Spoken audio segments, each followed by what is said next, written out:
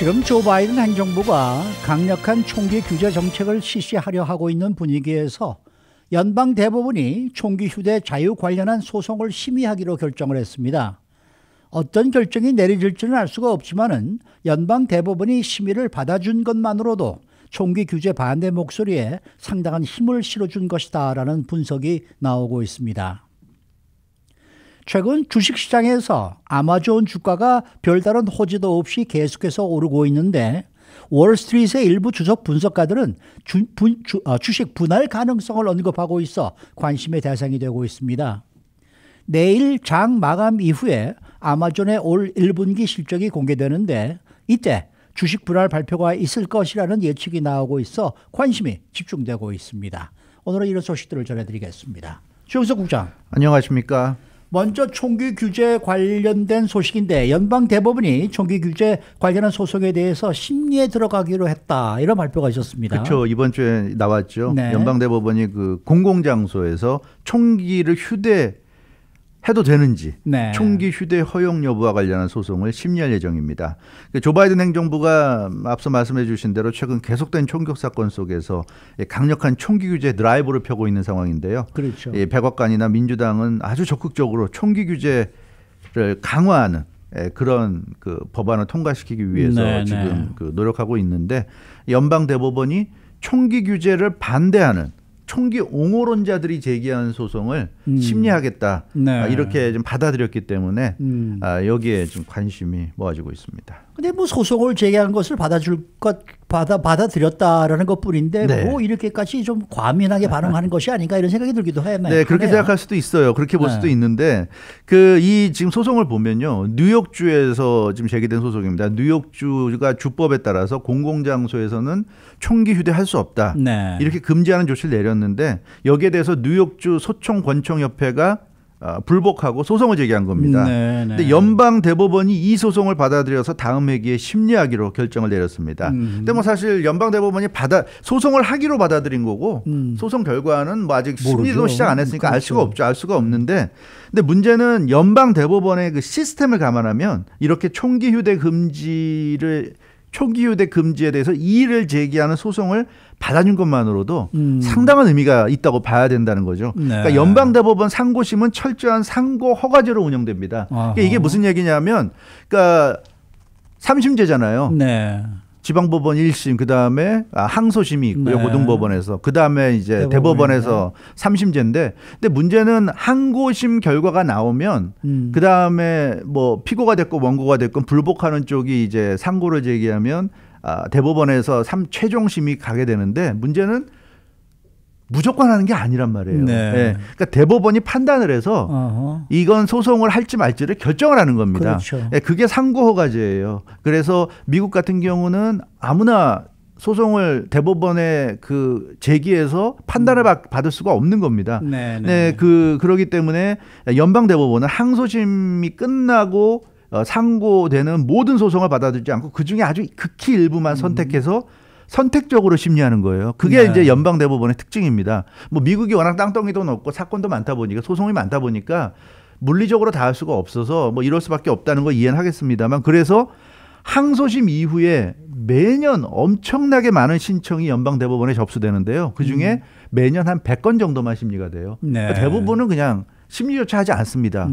그런데 그 100건 중에 하나가 바로 이 소송이라는 얘기예요. 그러니까 이거는 연방대법원이 소송을 받아준다는 것만으로도 이거 엄청난 의미가 있는 거예요. 그래서 이 사건을 검토해 준다는 것만으로도 연방대법원이 그 총기를 휴대하고 다니는 이 권리에 대해서 상당한 관심이 있다는 걸 나타낸다는 겁니다.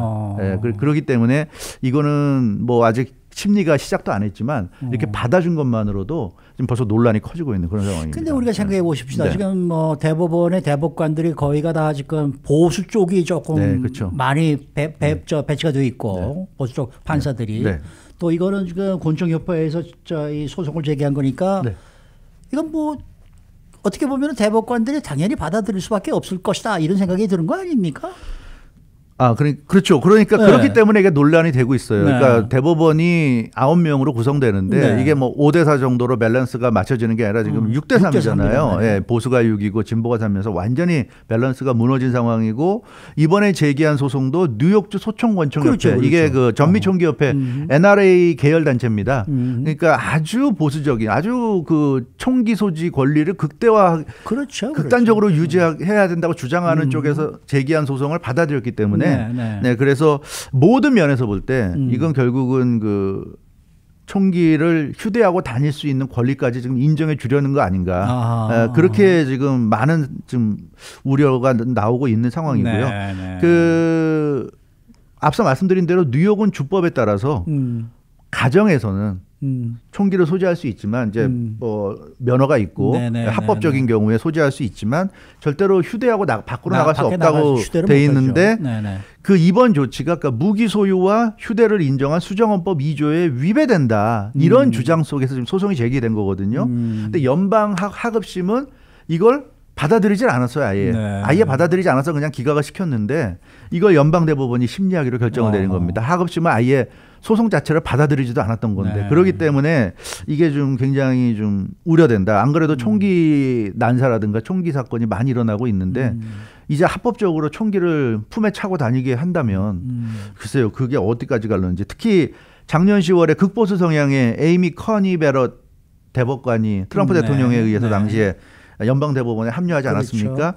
그래서 연방대법원에 그 코니 베럿 대법관이 합류한 이후에 극보수 성향의 대법관이 합류한 이후에 총기와 관련해서 총기 권리와 관련해서 첫 번째로 열리는 심이기 때문에 이게 더욱더 지금 관심의 대상이고요. 그러니까 이번에 아주 이게 굉장히 좀 시그네처 이 판결이 나오지 않겠는가 이런 좀 점이 나오고 있어요. 근데 이제 총기 관련 소송이 벌어질 때마다 항상 이제 문제가 되는 게 항상 이제 등장하는 게 이 수정헌법 2조 아닙니까? 과연 이번에 어디까지 인정할 것이냐 이게 지금 관심이 집중인 것 같아요. 그렇죠. 이게 헌법적 권리라고 생각하기 때문에 이게 지금 되고 있는데 수정헌법 2조는 뭐 아시는 것처럼 자유로운 주정부 안보를 위해서 규율을 갖춘 민병대의 필요성을 인정하는 조항입니다. 그래서 그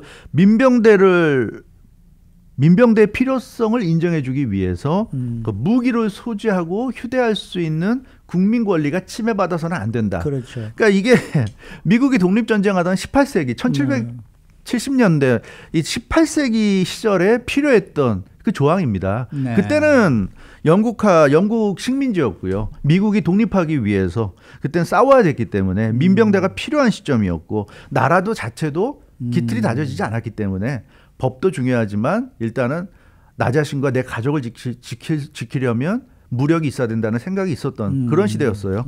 근데 지금 우리는 21세기에 살고 있는데 이 18세기 시대, 1700년대 시대의 법을 금과 옥조처럼 지금 이걸 한번 절대로 이거 헌법인데 헌법을 이걸 지켜야지 이런 지금 논리로 나오고 있기 때문에 이게 지금 그 많은 그 계속 그 논란의 씨앗이 되고 있지 않은가 그런 생각이 있고요.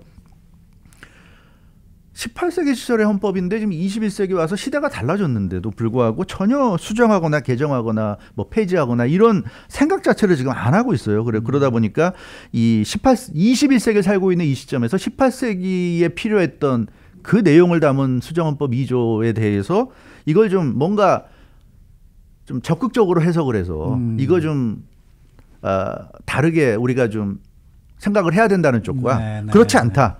수정헌법은 건국의 아버지들이 만든 거니까 이건 이대로 해석해야 된다는 그런 얘기죠. 근데 코니 베럿 대법관은 뭐 아시다시피 아주 극보수자고요. 이 수정헌법을 문자 그대로 해석해야 된다는 그런 주의자입니다. 그러다 보니까 이 수정헌법 2조에 대해서도 적극적으로 인정하는 그런 사람이고요. 그래서 이 코니 베럿 대법관은 총기 권리를 굉장히 폭넓게 인정하는 그런 사람이에요. 그 연방 항소법원 판사 시절에도 이미 소신을 드러냈는데요.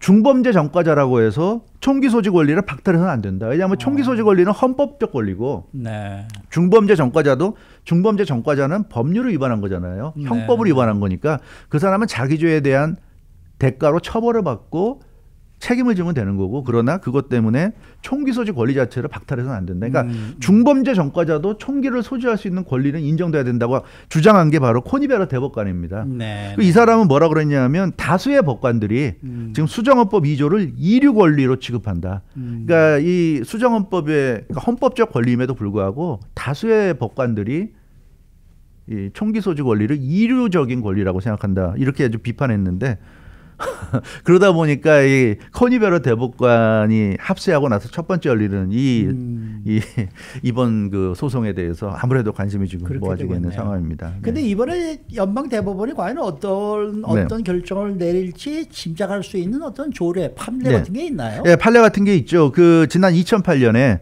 정당 방위를 위해서 개인이 총기를 집에 보관할 권리를 인정하는 그 판결이 연방 대법원에서 나왔습니다. 그리고 2010년에는 미국 그게 이제 그 특정한 주에서 나온 거고요. 이제 미국 전체 모든 주에도 그 권리가 적용된다고 범위를 확정한 게 2010년 판결이었고요. 그 이전까지는 그러니까 이 판결이 중요한 이유가 이전까지는 무기 소유를 보장하고 또 무기 소유를 규제하는 건 모두 주정부 관할이다. 주정부가 할 수 있다. 권한이다. 이렇게 인정을 했는데 이번 지금 말씀드렸던 2008년 판결과 2010년 판결은 판례가 바뀐 겁니다. 무기 소지는 더 이상 주정부의 권한이 아니라 개인의 권리다.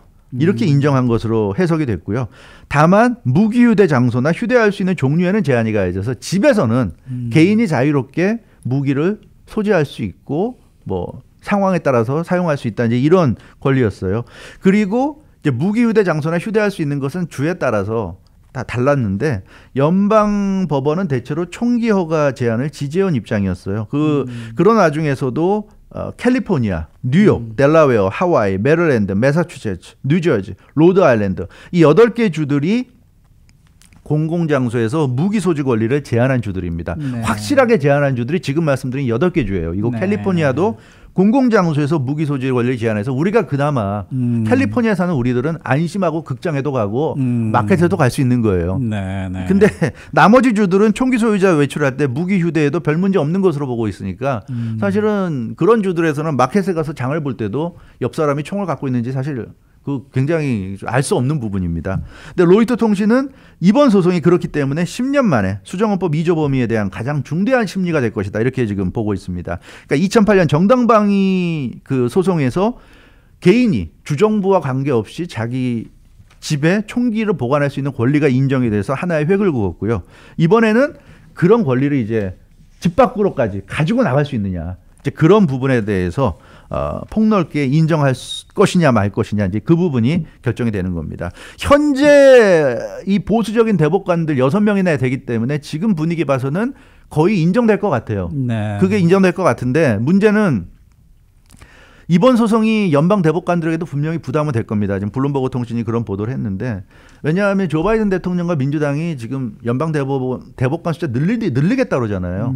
지금 보수 대법관이 6명이나 되고 있고 트럼프 대통령이 무리하게 물러나기 직전에 임명했기 때문에 이거 아니다. 그래서 지금 한 4명인가 더 늘리겠다고 하고 있는데 근데 문제는 만약에 이번에 총기 휴대를 인정하는 이 소송을 심리를 해서 통과시킨다. 그러니까 이걸 인정한다. 이제 그러면 조 바이든 대통령과 민주당에게 명분을 주는. 그러니까 이렇게 보수 대법관들이 6명이나 되니까 이런 식의 이런 소송이 NRA 같은 단체에서 제시한 이런 좀 억지스러운 소송이 연방 하급심에서도 이거는 리젝트가 된 소송인데 이걸 연방 대법원이 받아들여서 이걸 권리를 인정해 준다. 이러니까 우리는 연방 대법원을 개혁할 수밖에 없다. 이제 이런 논리가 적용될 수 있는 거죠. 그래서 혹시 보수 대법관도 그런 점까지 고려한다면 혹시 다른 판결이 나올 수도 있지 않을까 기대를 해보는데요. 어찌됐건 이번 판결은 굉장히 중요하다. 자칫 잘못하면 이번 판결 결과에 따라서 연방 대법관 숫자가 확 늘어날 수 있는 그런 어떤 빌미를 제공할 수도 있다. 근데 미국에서 40, 50년 살고 있습니다만 매번 나오는 게 이 총기 관련 문제, 낙태 문제 이 두 가지는 뭐 항상 언제든지 이게 도대체 완전 해결이 안 되고 계속해서 나오는 것 같아요. 그렇죠. 그래서 참 총기는 저는 진짜 이 18세기 때 필요했던 법인데 왜 우리가 21세기 와서도 이걸 지켜야 되는지 참 답답한. 그런 상황인 것 같아요. 네, 다음은 아마존 소식으로 가보십시다. 네. 지금 뭐 최근에 부식 분할설 속에 주식시장에서 주가가 계속 오르고 있는데 네. 어떻습니까? 네, 그렇죠. 이 아마존이 계속 오르고 있어요. 어제도 0.25% 오른 3,417.43달러에 마감됐고 장외 거래 때도 계속 상승했고 지금도 1.76%가 올라서 3,477불까지 지금 오르고 있습니다. 네. 굉장히 지금 오르고 있는데 이렇게 오르는 이유가 주식 분할, 액면 그 분할 때문이다. 이런 얘기가 나오고 있어서 좀 관심의 대상이 되고 뭐 한 있어요. 기자의 트윗 내용 때문에 네. 이렇게 지금 화제가 되고 있다며요? 이게 루머는 계속 돌았는데요. 메이저 언론사 기자가 이걸 트윗을 했어요. 팍스 뉴스입니다. 팍스 비즈니스의 찰스 가스파리노 기자가 월가 주식 트레이더들이 아마존 주식을 분할할 가능성이 매우 높다고 보고 있다 하는 것을 이번 주 월요일 날 이게 트윗으로 자기 트윗으로 올린 겁니다. 그러면서 내일 이제 아마존 실적이 공개가 되는데요. 네. 내일 실적 공개하면서 액면 분할을 전격 발표할 수 있다. 이렇게 시기까지 거론했기 때문에 이게 지금 굉장히 핫 이슈가 되면서 최근에 며칠 동안 계속 지금 아마존 주식이 가파르게 오르고 있습니다. 이 팍스뉴스 기자가 뭐 자신의 트윗이 엄청난 화제가 되니까 또 다시 해명하는 트윗까지 올렸죠. 왜냐하면 자기 트윗 다음에 이렇게 계속 주식이 오르니까 주가가 오르니까 이 해명을 했어요. 그러니까 사실 아마존이 주식을 스플릿한다, 액면 분할한다는 건 누구나 다 알고 있는 루머 아니었냐. 이미 시장에도 다 반영이 된 걸로 알고 있는데 왜 자기가 이거 트윗했다고 그래서 이게 이렇게 화제가 되는지 모르겠다. 이렇게 해명을 하고 있습니다. 그렇지만 시장에서는 이번 아마존 주가 상승에 대해서 가스파리노 랠리, 그래서 이 박스 기자의 그 트윗 이후로 주식 시장이 지금 랠리가 되고 있다. 이런 애칭까지 붙일 정도로. 근데 뭐 아마존은 아직도 언급이 없어요. 아마존은 아직 언급이 없어요. 아무 언급이 없고요. 그래서 내일 실적 발표 때 발표할런지 아직은 미지수인 그런 상황입니다. 근데 정황상 가능성은 있다는 거죠, 지금. 굉장히 가능성이 있죠. 많은 사람들이 아마존의 주식 분할을 기대하고 예상하고 있었던 이벤트인데요. 이 메이저 언론사인 팍스의 기자가 이렇게 트윗을 하니까 거의 지금 기정사실처럼 굉장히 기대를 하고 있는 그런 상황입니다. 아마존이 2000년 이후에는 액면 분할을 한 번도 하지 않았어요. 1998년 6월에 2대1로 한 번 했고 1999년 1월에 3대1로 한 번 했고 1999년 9월에 2대1로 한 번. 그래서 세 번밖에 안 했거든요. 그러니까 지금 20년 이상을 안 했기 때문에 이제는 충분히 해야 될 필요성이 있다. 근데 만약 한다면은 지금 몇 대 몇 어느 정도로 분할되는 거거든요. 그게 관점이에요. 지금 주당 가격이 3,477불 74전 어마어마한 금액입니다.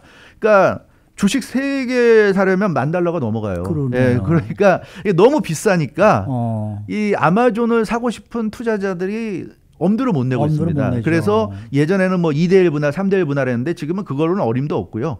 최소 5대1에서 10대1 분할. 10대1 해봐야 이게 지금 347불이니까 이것도 굉장히 센 가격이. 그래서 10대1에서 어떻게 보면 20대 1 분할까지도 가능해요. 20대 1 분할하면 뭐 한 170불 아닙니까 한 주에. 그러니까 어쩌면 20대 1까지도 가능할 수 있다 이런 얘기인데 그 실제로 작년에 애플과 테슬라가 액면 분할을 실시했습니다. 애플은 4대 1, 테슬라는 5대 1로 분할했었는데 두 회사가 액면 분할 이후에 주가가 큰 폭으로 상승해서 재미를 봤고요. 그러니까 아마존이 주식 분할할 시기가 충분히 됐다. 이렇게 좀 보여집니다. 근데 맞이를 하지 않으면 어떻게 되는 거예요? 사실 안 할 수도 있죠. 그냥 아무런 발표가 없기 때문에 네. 내일 실적 공개 때 실적만 공개하고 액면 분할 발표하지 않을 수도 있는데 그래도 큰 문제가 아니라는 얘기예요. 그러니까 워낙 지금 주가가 높기 때문에 액면 분할의 필요성은 계속 나올 거고요. 그러니까 매 분기 실적 발표 때마다 액면 분할을 할 거냐 말 거냐가 계속 관심의 대상일 거고 주식 투자자들 입장에서는 그 기대 때문에 액면 분할 기대 때문에 주가가 계속 오를 거기 때문에 이번에 안 해도 이건 굉장히 호재다. 호재는 계속 남겨두는 거니까 그래서 좋을 것이다. 그래서 아무튼 이 주식시장이 요즘 말도 많고 탈도 많은데 이 아마존의 액면 분할은 모처럼 좀 호재로 좀 작용하는 것으로 보이기 때문에 분할한다고 그래도 뭐 주식 하나 사는 거하고 10개 사는 거하고 사는 사람은 별 차이가 없죠. 근데 이제 단위가 너무나 높으니까 부담감이 좀 가긴 갈 텐데 어쨌든 뭐 저하고는 관계가 하나도 없는 얘기들이니까 수고 많으셨습니다. 조기석 국장이었습니다.